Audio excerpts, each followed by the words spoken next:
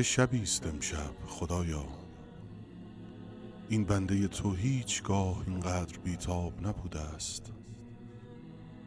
این دل و دست و پا هیچگاه اینقدر نلرزیده است. این اشک اینقدر مدام نباریده است. چه کند علی با این همه تنهایی؟ ای خدا، در سوی پیام آور تو که سخت ترین مصیبت عالم بود، دلم به فاطمه خوش بود. می گفتم گلی از آن گلستان در این گلخانه یادگار هست. اما اکنون چه بگویم؟ این همه تنهایی را کجا ببرم؟ این همه اندوه را با که قسمت کنم؟ فاطمه در این دنیا برای من حقیقت کوثر بود.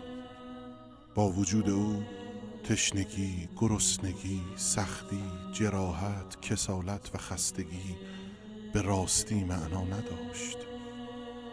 اکنون با رفتن او من خستگی های گذشته را هم بر دوش خود احساس می کنم. خسته‌ام خدا، چقدر خسته‌ام. چطور من بدن نازنین این عزیز را شستشو کنم؟ اگر تغسیل فاطمه به اشک چشم مجاز بود، آب را بر بدن او حرام می کردم. اگر دفن واجب نبود، خاک را هم بر او حرام می کردم. حیف است این جسم آسمانی در خاک. حیف است این پیکر ثریایی در سرا. حیف است این وجود عرشی در فرش. اما چه کنم که این سنت دست و پاگیر زمین است، از تبعات زندگی خاکی است.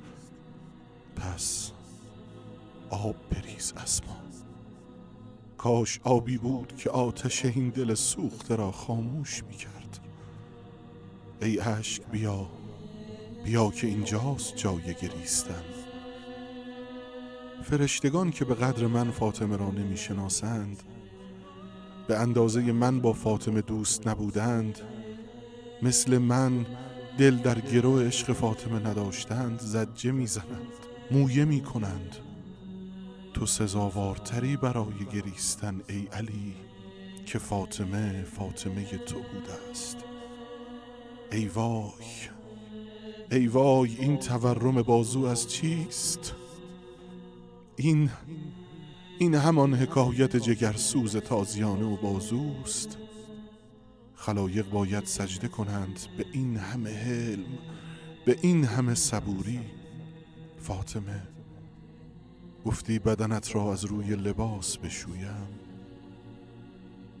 برای بعد از رفتنت هم باز ملاحظه این دل خسته را کردی.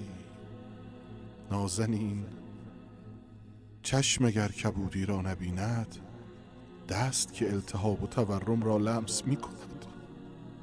عزیز دل، کسی که دل دارد بی یاری چشم و دست هم درد را می فهمد. ای کسی که پنهان کاری را فقط در دردها و مصیبتهایت بلد بودی، شوی تو کسی نیست که این رازهای سر به مهر تو را نداند و برایشان در نخلستانهای تاریک شب نگریسته باشد. اینجا جای تازیانه نامردان است، در آن زمان که ریسمان در گردن مرد تو آویخته بودند. ای خدا، ای خدا، این غسل نیست، شستشو نیست، مرور مصیبت است، دوره کردن درد است، تداعی مهنت است. ای وای از حکایت محسن، حکایت فاطمه و آن در و دیوار، حکایت آن میخهای آهنین با بدن نحیف و خسته و بیمار، حکایت آن آتش با آن تن تبدار، حکایت آن دست پلید با این گونه و رخسار، حکایت آن همه مصیبت با این دل بیقرار. آرامتر اسما، دست به سادگی از این همه جراحت عبور نمی کند. دل چطور این همه مصیبت را مرور کند؟